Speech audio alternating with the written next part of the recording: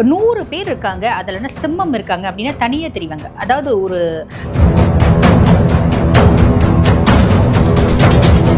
மற்றவங்களை ஏமாற்றி சம்பாதிக்கிறவங்களுக்கு அதெல்லாம் இயற்கையாக வராது. அவங்க வந்து காலில் விழுவாங்க, கெஞ்சுவாங்க, மற்றவங்களுக்கு ஏற்ற மாதிரி இந்த கெமிலியான் சொல்லுவாங்க பார்த்தீங்கன்னா, பச்சோந்தி மாதிரி நிறம் மாறுவாங்க. ஆனால் உழைச்சி ஹானஸ்டாக சின்சியராக டெடிக்கேட்டடாக சம்பாதிக்கிறவங்களுக்கு கர்வம் அப்படின்றது ஒரு படி மேலே தாங்க. சிங்கம் ஓனம் கூட பழகாது, சிங்கம் சிங்கத்து கூட தான் பழகும். அந்த மாதிரி தான் நான் வந்து பாருங்க, எனக்கு எல்லாத்தையும் ஈக்குவலாக இருக்க பர்சனாலிட்டிஸ் கூட மட்டும்தான் என்னால் பழக்கம் அப்படின்றத வச்சுக்க முடியும்.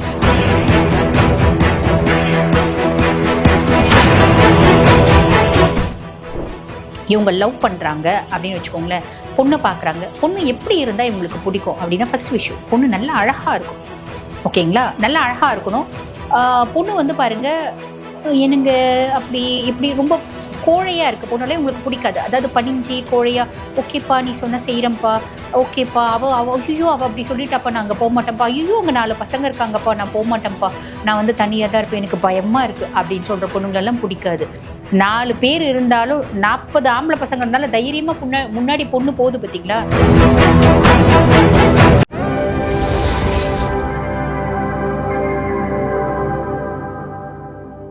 சிம்ம ராசி ஜென்ஸ் பொதுவாக சிம்மத்தை பற்றி சொல்லணும் அப்படின்னா ஒரு டாமினேட்டிங் கேரக்டர்.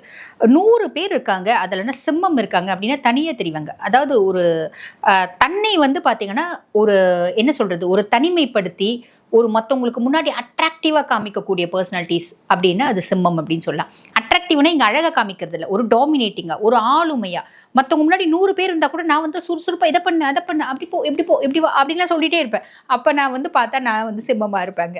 அந்த மாதிரி மற்றவங்கள வந்து ஆளுமை பண்ணக்கூடிய பர்சனாலிட்டிஸ் வந்து பார்த்தீங்கன்னா மேஷமும் உண்டு, சிம்மமும் உண்டு. அது சிம்மம் ஃபஸ்ட்டு அப்படின்னு சொல்லலாம்.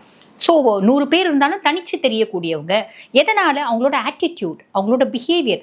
அந்த ஆட்டிடியூட்லேயே வந்து பார்த்திங்கன்னா ஒரு திமிரு இருக்கும், ஒரு கர்வம் இருக்கும், ஒரு ஆணவம் அப்படின்றது இருக்கும். இதெல்லாம் வந்து மைனஸ் சொல்கிற மாதிரி இருக்குங்களேங்க, இதெல்லாம் மைனஸ் இல்லைங்க. அது வந்து பாருங்கள், பொதுவாக ஒரு வார்த்தை சொல்லுவாங்க பார்த்தீங்களா, மற்றவங்களை ஏமாற்றி சம்பாதிக்கிறவங்களுக்கு அதெல்லாம் இயற்கையாக வராது. அவங்க வந்து காலில் விழுவாங்க, கெஞ்சுவாங்க, மற்றவங்களுக்கு ஏற்ற மாதிரி இந்த கெமிலியான் சொல்லுவாங்க பார்த்தீங்களா, பச்சோந்தி மாதிரி நிறம் மாறுவாங்க. ஆனால் உழைச்சி ஹானஸ்டாக சின்சியராக டெடிக்கேட்டடாக சம்பாதிக்கிறவங்களுக்கு கர்வம் அப்படின்றது ஒரு படி மேலே தாங்க. இது வந்து பாருங்கள், எந்த ராசியானா இருக்கட்டும், எந்த ராசியானா இருந்தாலும் தே ஹானஸ்ட் அப்படின்னும் போது அவங்களுக்கு திமிரு அப்படின்றது இயற்கையாகவே இருக்கும். அது அந்த திமிரு அப்படின்றது இன்போன் வந்து யாருக்கு இருக்குது அப்படின்னா சிம்மத்துக்கு உண்டு. சிங்கம் நான் வந்து பாருங்க, காட்டுக்கு ராஜா. பொதுவாக அந்த காட்டுக்கு ராஜா அப்படின்னா அந்த டிக்னிஃபைடு பர்சனாலிட்டி அப்படிம்பாங்க பார்த்தீங்களா, அந்த டிக்னிட்டி அப்படியே மெயின்டைன் பண்ணக்கூடியவங்க யார் அப்படின்னா சிம்ம ராசி ஜென்ஸ். பொதுவாக சிம்மம் லேடிஸாக இருந்தாலும் அப்படி தான், பட் ஜென்ஸ் அப்படின் போது அவங்களுக்கு இதெல்லாம் வந்து பாருங்க ஒரு படி மேலே அப்படின்னு தான் சொல்லலாம். சரி, அப்படிப்பட்ட சிம்மராசி அன்பர்கள் இவங்க வந்து ஒரு தனித்தன்மை வாய்ந்தவங்க அப்படின்னு சொல்லலாம். ஒரு துணிவு ஜாஸ்தி, ஒரு கூட்டத்தில் 100 பேர் இருந்தாலும் இவங்க வந்து தனியாக தெரிவாங்க, நான் முன்னமே சொன்ன மாதிரி அப்படின்னு சொல்லலாம். இப்படிப்பட்ட பர்சனாலிட்டிஸ் வந்து பாருங்க, ஒரு குழந்தை பருவம் ஒரு ஃபேமிலியில் வருதுன்னா மற்ற குழந்தைங்க மாதிரியே தான் இந்த சிம்மராசி குழந்தைய வந்து பாருங்க ஃபேமிலியில் ரொம்ப சந்தோஷமாக அன்பாக அஃபெக்ஷனேட்டாக இருக்கும். ஆனால் வந்து பாருங்க டாமினேட்டாக இருக்கும். வீட்டில் 5 பேர் இருக்காங்க அப்படின்னா ஒரு ஸ்வீட்ஸ் வாங்கிட்டு வந்து ஒரு டப்பா கொடுக்குறாங்கன்னா முதல்ல எனக்கு கொடு, எனக்கு பிடிச்ச ஸ்வீட்டை நான் எடுத்துக்கின்னு பின்னாடி தான் நான் மற்றவங்களுக்கு கொடுப்பேன். இது மேஷமும் பண்ணும் சிம்மமும் பண்ணும் அப்படி சொல்லலாம். சரி, அப்படிப்பட்ட பர்சனாலிட்டிஸ் ஸ்கூல் போகிறாங்க, ஸ்கூல்லேயே வந்து பாருங்கள் அவங்களோட கெத்தை அவங்க அப்படியே மெயின்டைன் பண்ணிப்பாங்க. சில பிள்ளைங்க ரொம்ப சின்ன பிள்ளையாக தான் இருக்கும், எது சொன்னாலும் திருப்பி பேசும். ஏன், எதுக்கு, என்ன காரணம் அப்படின்ற மாதிரி கொஞ்சம் அடமெண்ட்டாக பேசும் பார்த்தீங்களா, அடமெண்ட்டாக ஆர்கியூ பண்ணும். இதெல்லாம் வந்து பார்த்தீங்கன்னா சிம்மமாக இருக்கும், இல்லைனா மேஷமாக இருக்கும், இல்லைனா விருச்சிகமாக இருக்கும் அப்படின்னு சொல்கிறாங்க. திருப்பி பேசுவாங்க. அவங்களுக்கு அந்த டாமினேஷன் அப்படின்றது இயற்கையாகவே உண்டு. ஏன், எதுக்கு, எதனால் அப்படின்னு கேட்கக்கூடிய தன்மை உண்டு. ஒய், எதனால் இது நடக்குது அப்படின்னு எல்லாம் உங்களுக்கு கேட்கணும், தெரிஞ்சுக்கணும் அப்படின்ற ஆர்வம் உண்டு. ஸோ கேட்பாங்க, புரியுதுங்களா. இதெல்லாம் வந்து பார்த்தீங்கன்னா சிம்மமாக இருக்கும். சரி, இவங்க வந்து பாருங்கள் ஸ்கூலில் எப்படி இருப்பாங்க, குழந்தைங்க வந்து பார்த்தீங்கன்னா பேரண்ட்ஸ் கிட்ட தாத்தா பாட்டி எல்லாருக்கிட்டையும் பாசமாக தான் இருக்கும். ஆனால் ஒரு ஸ்டேஜ் ஆகுது, வாழ்க்கைன்னா என்னன்னு புரியுது, எனக்கு லைஃப்னா தெரியுது, எனக்கு வந்து தெளிவு வருது, எனக்கு புத்திசாலித்தனம் என்ன நான் புரிஞ்சுக்கக்கூடிய கெப்பாசிட்டி வரும்போது நான் என்ன பண்ணுறேன்னா இண்டிபெண்ட்டாக இருப்பேன். நான் வந்து பெருசாக நீ சொல்லி நான் கேட்க மாட்டேன். எங்கள் அப்பா சொன்னாலும் சரி, எங்கள் அம்மா சொன்னாலும் சரி, எங்கள் தாத்தா சொன்னாலும் சரி, எங்கள் பாட்டி சொன்னாலும் சரி, எனக்கு தெரியும். I know better then you. எனக்கு தெரியும், நான் வந்து நல்லா அனலைஸ் பண்ணிட்டேன், நான் நல்லா புரிஞ்சுட்டேன், எனக்கு இது செஞ்சால் தான் நல்லாயிருக்கும், ஸோ நீ என்னை ஓவர் ரைட் பண்ணாது அப்படின்றத ரொம்ப தெளிவாக பேசக்கூடிய பர்சனாலிட்டிஸ் வந்து பார்த்திங்கன்னா சிம்மம் அப்படின்னு சொல்லலாம். அப்படிப்பட்டவங்க காலேஜ் போகிறாங்க, காலேஜ் போகும்போது ஃப்ரெண்ட்ஸ் எப்படி இருப்பாங்க அப்படின்னா 100 பேர்கிட்ட பழகுவாங்க. ஆனால் 100 பேரில் யார் எனக்கு ரொம்ப எக்ஸாக்டாக மேட்ச் ஆகுறாங்க, என்னோட புத்திசாலித்தனம், என்னோட ஆளுமை, என்னோட அறிவு, என்னோட திறமை, ஸ்டேட்டஸ், டிக்னிட்டி, கேலிபர், இது எல்லாமே வந்து பார்த்தீங்கன்னா எனக்கு ஈக்குவலாக இருக்கணும். அப்படிப்பட்ட பர்சனாலிட்டிஸ் கூட தான் பழகுவேன். சிங்கம் ஓனா கூட பழகாது, சிங்கம் சிங்கத்து கூட தான் பழகும். அந்த மாதிரி தான் நான் வந்து பாருங்க, எனக்கு எல்லாத்துலேயும் ஈக்குவலாக இருக்க பர்சனாலிட்டிஸ் கூட மட்டும்தான் என்னால் பழக்கம் அப்படின்றத வச்சுக்க முடியும். இது உதாரணம் சொல்லணும் அப்படின்னு வச்சுக்கோங்களேன், ஒரு ராஜா இருக்காங்க, ராஜாக்கள் இருக்காங்க பார்த்தீங்களா. அந்த காலத்தில் நிறைய வந்து பார்த்தீங்கன்னா ராஜாக்களை தான் வந்து பார்த்தீங்கன்னா சிம்மத்தோட நம்ம வந்து கம்பேர் பண்ணுவாங்க. ரீசன் என்ன அப்படின்னா, ஒரு ராஜா இன்னொரு ராஜாவோட தான் பழகுவான். ராஜா சித்தாளோட ஒரு என்ன சொல்றது ஃப்ரெண்டாக இருக்க மாட்டான். ராஜா வந்து பாருங்க ஒரு சாமானிய பிரஜை கூட ஃப்ரெண்டா இருக்க மாட்டான் இல்லைங்களா. அந்த மாதிரி தான் சிம்ம ராசி அன்பர்கள் அப்படிம்பாங்க. பெரும்பாலும் சிம்மம் அப்படிதான். என்னோட ஸ்டேட்டஸ், என்னோட கேலிபர், என்னோட டிக்னிட்டி அதெல்லாம் நான் பார்த்து தான் பழகுவேன். அப்படிதான் ரொம்ப வந்து இறங்கி போக மாட்டாங்க. ஒரு சில ராசி இருக்கு. இதே மகரமா இருந்தா அப்படிலாம் கிடையாது. நான் யார் கூடனாலும் பழகுவேன், எனக்கு தேவை நல்ல ஃப்ரெண்ட்ஷிப், அவ்வளோதான். ஆனால் சிம்மம் அப்படி கிடையாது. எனக்கு நல்ல ஃப்ரெண்ட்ஷிப் வேணும், பியாண்ட் தட் நான் இது எல்லாத்தையும் மெயின்டைன் பண்ணுவேன் அப்படின்ற ஒரு பர்சனாலிட்டிஸ் தான் வந்து பார்த்தீங்கன்னா சிம்மம் அப்படின்னு சொல்லலாம்.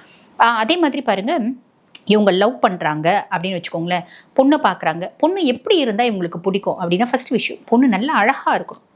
ஓகேங்களா, நல்லா அழகாக இருக்கணும்.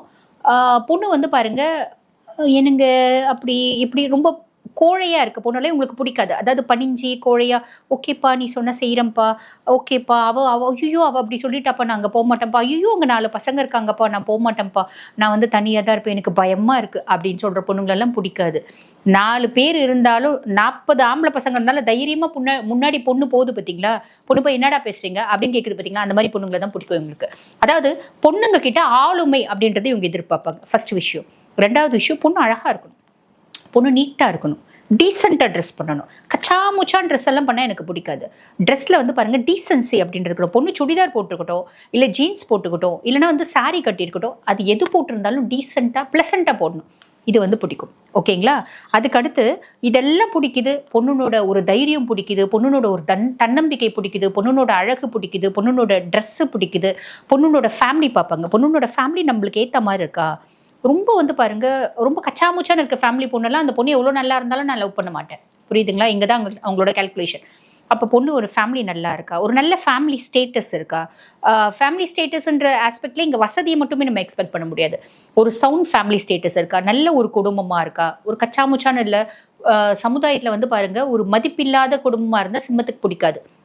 ஒரு மதிப்பு மரியாதை அந்தஸ்தான குடும்பமா, ஒரு குல கௌரவம் இருக்கணும். அத்தனையும் பார்த்து அந்த பொண்ணை லவ் பண்ணுவாங்க, சின்சியராக லவ் பண்ணுறாங்க அப்படின்னு வச்சுக்கோங்களேன். பொண்ணு வந்து நான் உன்னை சின்சியராக லவ் பண்ணுறேன் அப்படின்னு சொல்லிட்டு நீ என்னை டாமினேட் பண்ண ஆரம்பிச்ச, நான் உன்னை காலில் போட்டு மிதிச்சிடுவேன். நீ என்னை மிதிக்கணும்னு நினச்சேன்னா நான் ஒரே முட்டை உன்னை டம்ப் பண்ணி மிதிச்சு கீழே போட்டுருவேன். அதுதான் சிம்மம். நான் வந்து நீ என்னை ஓவர் ரைட் பண்ண நான் விட மாட்டேன். நான் உன்னை லவ் பண்ணுறேன் தான், நான் உன்னை ரொம்ப லவ் பண்ணுறேன், எனக்கு உன்னை ரொம்ப பிடிக்கும். பட் இருந்தாலும் நீ என்னை காலில் போட்டு மிதிக்க ஐ ஓன்ட் அலோவ்.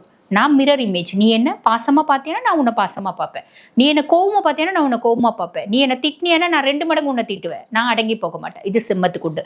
அதனால் அந்த லவ் பிரேக்கப் ஆச்சு அப்படின்னாலும் பிரச்சனை இல்லை. பெரும்பாலும் சிம்மம் வந்து பாருங்க, மகரத்தையும் மீனத்தையும் லவ் பண்ணாங்கன்னா புட்டுக்கும். மைண்ட் செட் ஒத்தே வராது. அதுக்கும் மேலே கம்பேட்டபிலிட்டி அப்படின்னு இருக்குது. பட் பெரும்பாலும் மகரமும் மீனமையும் இவங்க லவ் பண்ணுறாங்க அப்படின்னா இவங்களோட மைண்ட் செட்டுக்கும் அவங்களோட மைண்ட் செட்டுக்கும் சுத்தமாக ஒத்து வராது. நிறைய இந்த மாதிரி நல்ல விஷயங்கள் இருந்தாலும் மனதளவில் நாங்கள் பழகின பின்னாடி எங்களுக்கு ஒத்து போகல அப்படின்ற மாதிரி சாலிடாக பிரிஞ்சுடுவாங்க. பிரிஞ்ச பின்னாடி சிம்மம் என்ன பண்ணும், ஐயோ நீ இல்லைனா என்னால் இருக்க முடியாதுமா, நீ வாம்மா, நீ என்ன சொன்னாலும் நான் கேட்குறேம்மா, நான் அட்ஜஸ்ட் பண்ணிக்கிறேம்மா, ப்ளீஸ்மா என்னை விட்டு போயிடாதம்மா, ப்ளீஸ்மா அப்படிலாம் கெஞ்சாது. போனால் போடி, நீ மட்டும்தான் உலகத்தில் பொண்ணா, உன்னை மாதிரி 999 பொண்ணு இருக்காங்க அப்படின்ற மாதிரி நினைக்கக்கூடிய ஒரு மைண்ட் செட் யாருக்கு இருக்குது அப்படின்னா சிம்மத்துக்கு உண்டு.